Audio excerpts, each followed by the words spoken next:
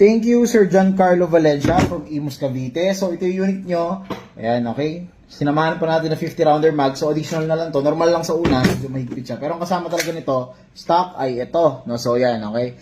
Standard magazine, ito additional na lang tong long mag na. So, 50 rounder, ito 24 rounder yung standard. So, ngayon, ito yung WE4 series na silver gold. No? So, ayan, semi and full auto.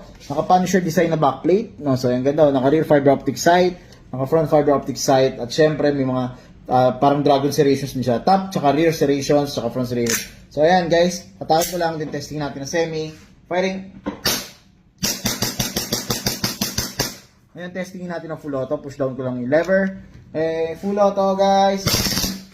Ganda, no? So, ayan. 100% working yung unit user. Ngayon, saan pa natin yung long mag. So, in-expect ko. Medyo mahigpit pa yung long mag dahil bago pa. Ayan, no? So, normal lang yan guys. So, testing ko muna. Ayan, semi.